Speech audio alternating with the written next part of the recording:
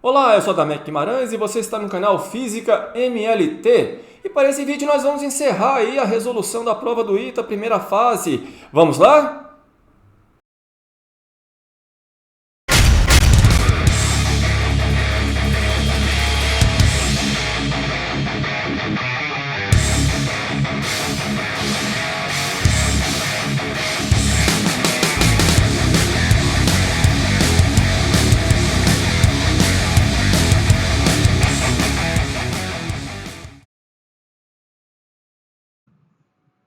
Então vamos lá, é a questão de número 8. Vamos para o enunciado? Olha só.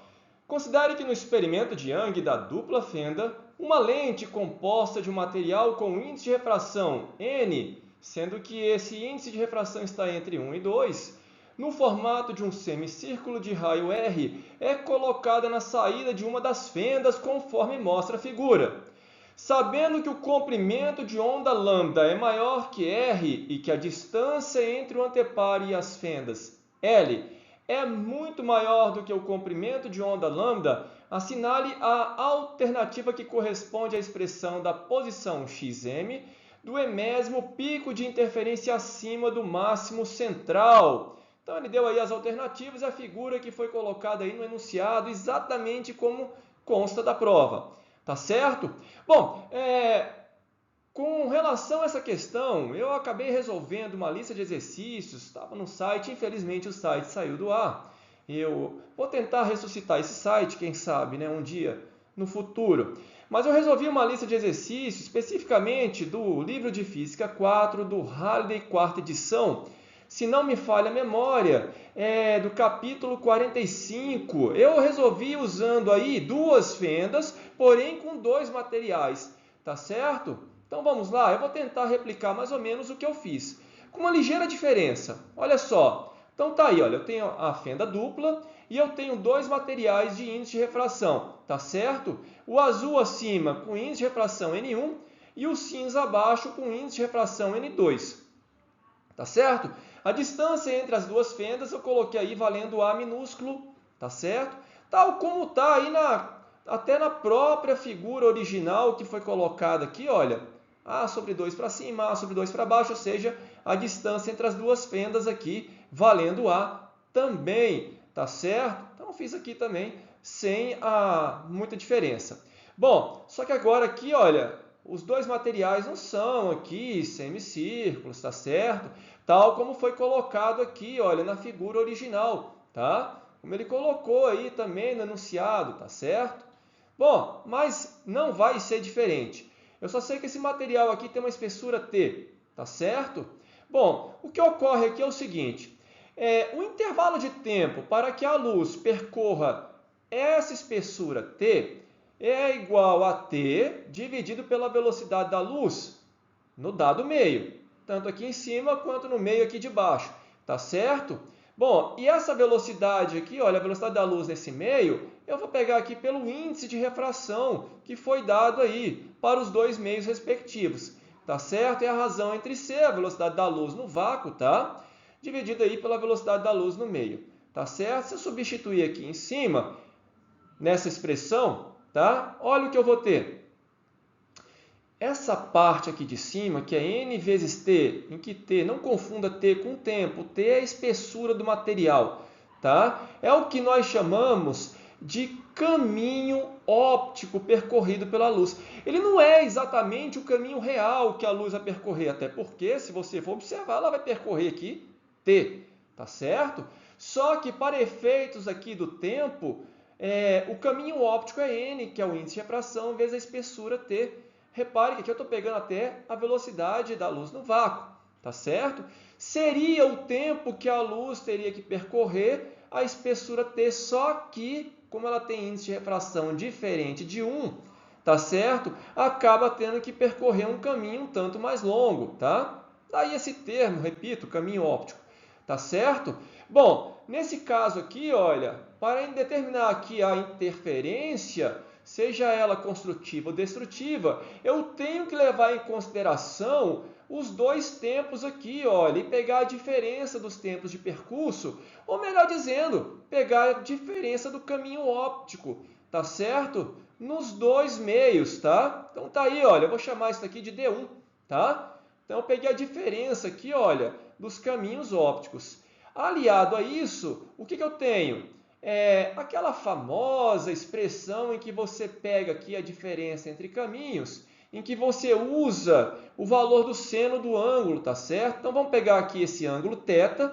Eu estou pegando de fato a distância entre as duas fendas, tá? E olha, todo esse trajeto aqui eu vou colocar valendo a seno de θ, tá? A figura aqui não está ajudando muito, é bem verdade, tá certo? Aqui ó, deveria ser perpendicular nesse ponto aqui, tá? Para eu colocar aqui valendo a seno de θ, tá certo?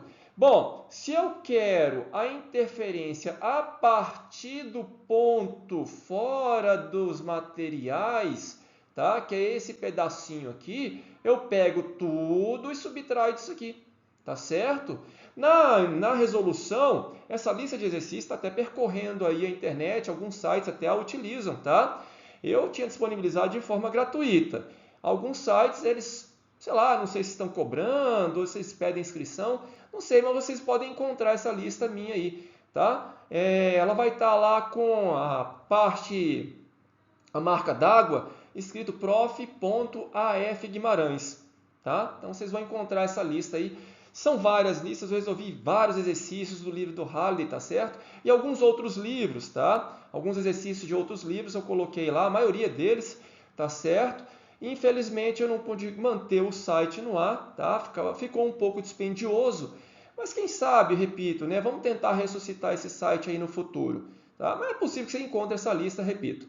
Bom, se eu quero então só o trecho aqui, olha, esse pedaço daqui é que eu vou considerar como sendo a diferença do trajeto, olha só. Repare, né? Se você pegar aqui, olha, vai ser exatamente esse pedaço que vai me dar aí a diferença de trajeto. Com uma aproximação, a figura aqui não está ajudando muito, é verdade, tá certo? Mas se eu pegar e subtrair, olha só, se eu quero uma interferência construtiva, então, olha só, a diferença aqui no trajeto, repito, né? Aquele pedacinho lá, tem que ser um número inteiro vezes o comprimento de onda, tá? Isso para uma interferência construtiva, tá certo? Se eu quisesse uma interferência destrutiva, eu teria que pegar um comprimento de onda inteiro mais metade, tá certo? Então, eu vou partir exatamente dessa relação, tá? Para encontrar aí a resposta que ele pediu aí no enunciado, tá certo? Vamos lá? Então, pegando aí novamente a figura, tá aí a figura, tá certo? Bom, eu vou pegar e replicar aí o que nós tínhamos anteriormente. Já descontando ali, olha, o que eu havia mencionado anteriormente, tá? Então, todo esse pedacinho aqui, olha, já descontei. Tudo vale a seno de θ, tá? Então, eu peguei o que eles estão percorrendo aqui dentro dos trechos, tá? Dentro aqui, olha, dos materiais, tá certo? Vocês vão ver que essa figura aqui, olha, vai resolver essa outra, sem problema nenhum. Tá certo? Então tá aí, vamos pegar aí novamente o que nós colocamos aí no início da resolução. Repare o seguinte, a diferença desse nosso caso aqui para o caso que foi colocado enunciado é que aqui embaixo eu não tenho material, então o índice de refração vale 1, tá certo? Aqui em cima eu estou chamando de N2, vai ser o índice de refração aqui do semicírculo N, tá? Aqui embaixo, repito, que era N1, vai ser igual a 1, tá? E a espessura T eu estou aproximando para o raio, tá certo? Então, substituindo lá em cima, nós vamos ter, olha só, vamos colocar aqui o raio e vamos colocar aqui valendo 1, perdão, aqui valendo 1 e o N2 valendo N, tá? Agora, repare o seguinte, esse ângulo θ aqui, ele é aproximadamente igual a esse, que eu estou pegando aqui a partir do ponto central entre as duas fendas. E calculando a tangente desse ângulo θ, que vai ser igual ao cateto oposto sobre o cateto adjacente. Tá certo? Bom, então eu tenho o seno de θ.